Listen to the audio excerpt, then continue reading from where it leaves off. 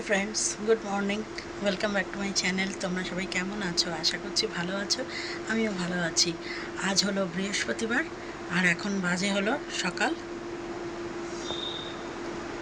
সকাল 10টার কাছাকাছি। তো এখন থেকেই ভ্লগটা শুরু করছি। আর ঘুম থেকে উঠে আমার ঘরদোর মোছা হয়ে গেছে। নাহলে কী হয় বলো তো, বেলা হলেই না আরও বিরক্ত লাগে। ওই সকালবেলা ঘরদোর মোছাটা হয়ে গেল মনে একটা বড় কাজ হয়ে যায়। তো এখন শুধু আমি চা খাবো, সব বাসি কাজ আমার সারা হয়ে গেছে। এখন একটু চা খাবো। চা খেয়ে মাথাটা টিপ টিপ টিপ টিপ করে ব্যথা করছে, যেহেতু আজকে একটু মেঘলা মেঘলা ওয়েদার হয়েছে না।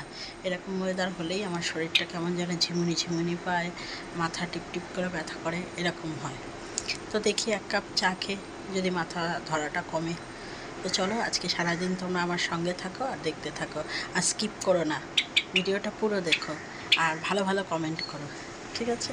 তো চলো, দেখো চা বানানো আমার হয়ে গেছে। আর চাটা দেখো কত কম হয়ে গেল। এই যে এত সুন্দর করে চাটা বানালাম, কিন্তু পরিমাণটা কমে গেল। তো কিছু করার নেই, এটাই খেয়ে নিই।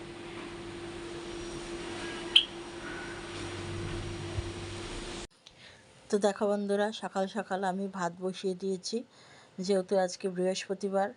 আর আজকে বৃহস্পতিবার তো আজকে একটা পুজোর ব্যাপার থাকে, তো এই কারণে আমি সকাল সকালই ভাত বসিয়ে দিয়েছি। এইটাই আমাদের সকালের টিফিন।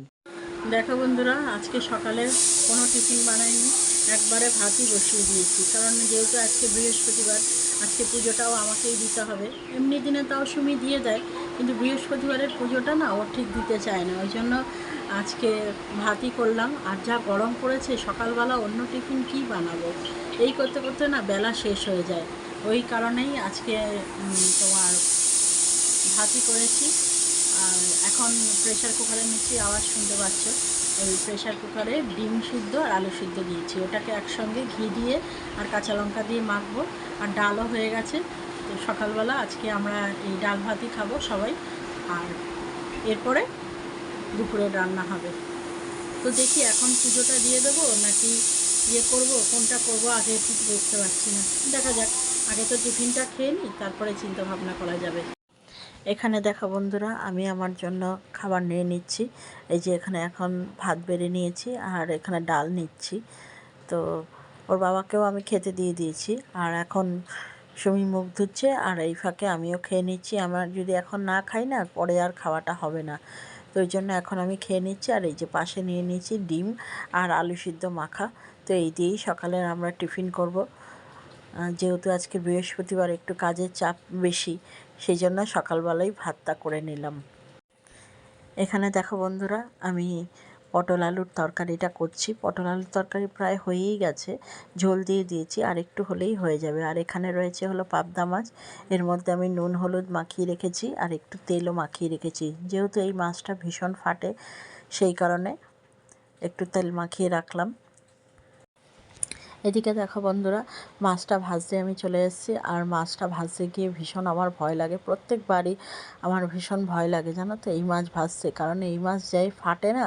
আর একবার ওর বাবা এই মাছটা ভাজতে গিয়ে ওর বাবার সারা গায়ে ফুসকা পড়ে গেছিলো। তখন আমরা অবশ্য নতুন, জানতাম না যে এই মাছ এত ফাটে।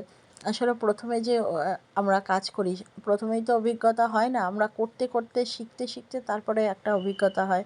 তো সেই অবস্থায় ওই যে একটা দেখে নিয়েছি না, ওর বাবার গায়ে ওরকম বড় বড় ফোসকা পড়েছিল, ওই থেকে আমার ভয়। তো এই মাছটা আমি দেখো খুব সাবধানে এরকম কড়াইয়ের মধ্যে দিয়ে একটা ঢাকনা নিয়ে তারপরে ভাজতে থাকি। তো চলো এখন মাছটা ভেজে নিই, তারপরে পরের রান্নাটা তোমাদের শেয়ার করছি। তো দেখো বন্ধুরা, আমার মাছটা কিন্তু ভাজা হয়ে গেছে। আর এখন আমি বেগুন দিয়ে করছি এই মাছটা। যে আমাদের এইভাবেই হয়, আমাদের ওই সর্ষে পোস্ত বাটা দিয়ে খুব কম হয়, কারণ আমাদের সবারই গ্যাস অম্বলের প্রবলেম। তো তো এই দেখো, এদিকে আমার বেগুনটাও ভাজা হয়ে গেছে আর মাছটা তো ভাজা আগেই হয়ে গেছে। এখন দেখো বন্ধুরা, তেলটা গরম করে নিয়েছি। তেলটা গরম করে নিয়ে তার মধ্যে একটু কালো জিরাও ফোড়ন দিয়ে দিয়েছি। আর এখানে পেঁয়াজ কুচিয়েই রেখেছিলাম আর কয়েকটা কাঁচা লঙ্কা।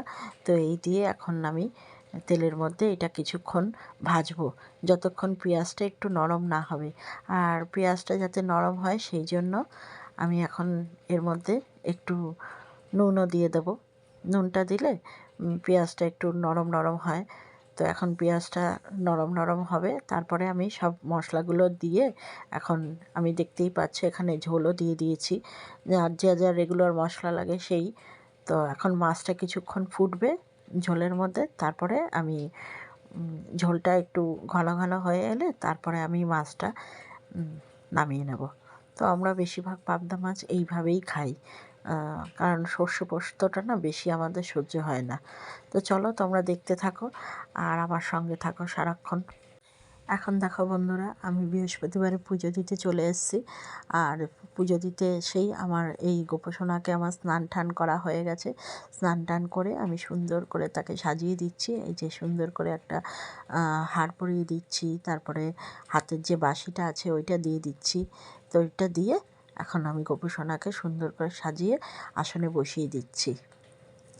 এই যে আসনে এখন বসিয়ে দিচ্ছি। আর বৃহস্পতিবার মানেই তো জানো একটু অন্য দিনের তুলনায় একটু বেশি কাজ থাকে। তো এখন আমি সব ঠাকুরগুলোকে মুছিয়ে সুন্দর করে ফুল ঠুল দিয়ে দিচ্ছি চরণে, ঠাকুরের চরণে। এই যে দেখছো গোপীসোনাকে দুখানা গাঁদা ফুল দিলাম। তো গাঁদা ফুল দেওয়ার পরে এই যে দুব্বো আমি বেছে রেখেছি, এখন দুব্বোগুলো এখন আমি যে ঘরটা বসাবো সেই পাত্রটার মধ্যে দিয়ে দিলাম। এবার আমি দেখো এখানে ঘরটাকেও রেডি করে দিয়েছি। রেডি করে নিয়ে ঘরটা আমি এখানে স্থাপন করলাম, লক্ষ্মীর ঘট। যেহেতু বৃহস্পতিবারে তো লক্ষ্মীর ঘট পাততেই হয়, তোমরা সবাই জানো। তো এই দেখো এখন আমি লক্ষ্মীর ঘরটা পেতে আবার সুন্দর করে পুজো দিয়ে দিচ্ছি।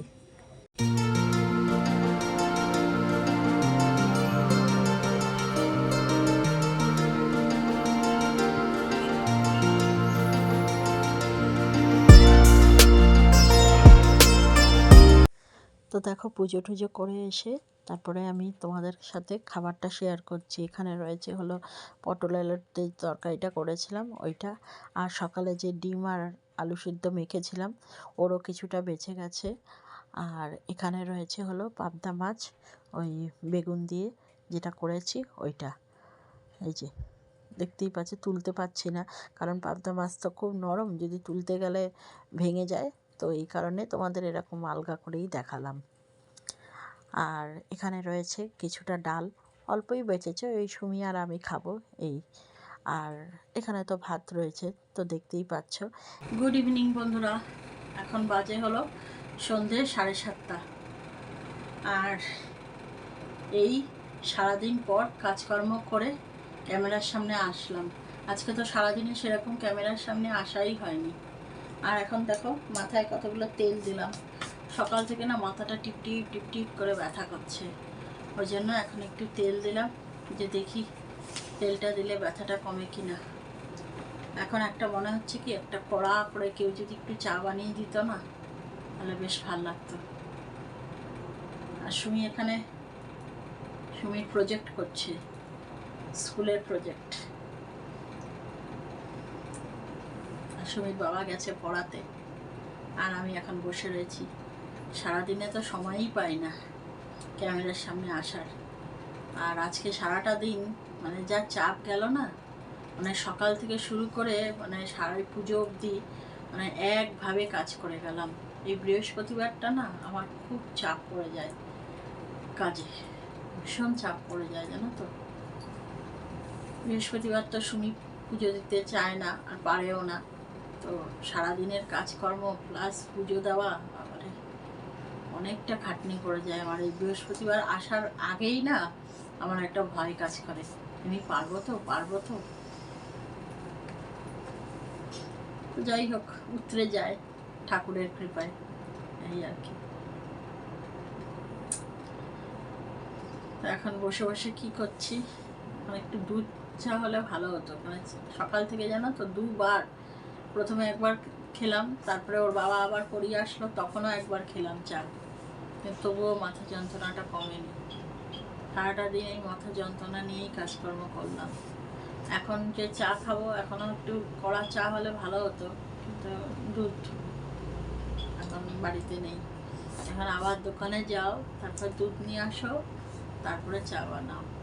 আর সুমি তো এখন পড়ছে, সুমিকে এখন পাঠানোও যাবে না, আর আমারও না এখন আর ইচ্ছা করছে না, সারাটা দিন পরে এই বসেছি তো, এখন আর ইচ্ছা করছে না যে আবার দোকান থেকে যাই, গিয়ে দুধ নিয়ে আসি, তারপরে চা বানাই।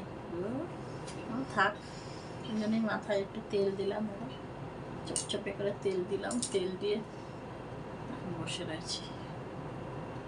চলো, ও পড়ছে যখন পড়ুক। এখানে দেখো বন্ধুরা, ওর বাবাকে দিয়ে আমি একটু চুন আনিয়েছি। আর চুন আনিয়ে কী করছি বলো তো, যে পোড়া কড়াইটা দেখছো এর মধ্যে মাখিয়ে রাখছি। তো এটা আমি নিজে জানতাম না, আমি হঠাৎ করে একটা ভিডিওর মধ্যে এটা দেখেছি যে এরকম পোড়া কড়াইয়ের মধ্যে চুন মাখিয়ে রাখলে নাকি কিছুক্ষণ রেখে দিলে তারপরে নাকি পোড়া দাগ সমস্ত উঠে যায়। তো আমিও এটা অ্যাপ্লাই করছি, এখন দেখা যাক কত দূর কাজের হবে। তো এখন আমি মাখিয়ে রেখে কিছুক্ষণ এটা রেখে দেব, তারপরে দেখা যাক কি হয়।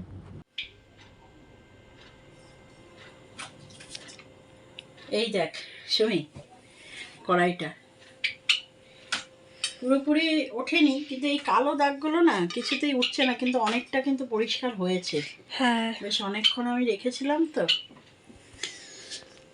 খারাপ না, ভালোই হয়েছে, মানে পুড়ে গেছিলো তো, বেশ পোড়াটা কিন্তু অনেকটা উঠেছে। এরপরে একদিন সারা রাত রাখবো এরকম। পেছনটা করো। পেছনটা করেছি, হয়েছে, একদম যে হয়নি তা না, কিন্তু এটা কড়াইটারই এরকম দাগ, এটা যে পোড়া দাগ তা নয়। তো যাই হোক, ভালোই পরিষ্কার হয়েছে। কিন্তু এই দাগগুলো না, এই দাগগুলো কিন্তু পোড়া দাগ না, এই দাগগুলো কড়াইয়েরই দাগ। তো যাই হোক বন্ধুরা, চেষ্টা করলাম একটা জিনিস, এটা আমি একটা ইউটিউবে দেখেছিলাম একটা ভিডিও, ওইটা দেখে করার চেষ্টা করলাম।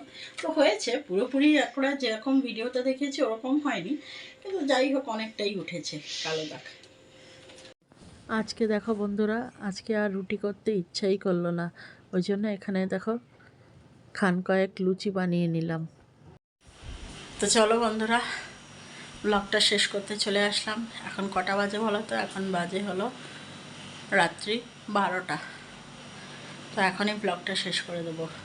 আর বাইরে দেখলাম এখন বৃষ্টি নেমেছে, বেশ দেখে ভালো লাগলো। বৃষ্টিটা বেশ ঝমঝমিয়ে হোক, তাহলে রাত্রের ঘুমটা একদম ঝাক্কাস হবে, ঝাক্কাস। তো চলো বন্ধুরা, আজকে ভিডিওটা এখানেই শেষ করে দিচ্ছি। দেখা হচ্ছে একটা নতুন ভিডিওর সাথে। ততক্ষণ তোমরা সবাই ভালো থেকো, সুস্থ থেকো। আর ভিডিওটা ভালো লাগলে একটা লাইক, কমেন্ট, শেয়ার আর সাবস্ক্রাইব করে দিও। তাহলে চলো আজকের মতো টাটা, দেখা হচ্ছে আবার একটা নেক্সট ভিডিওতে।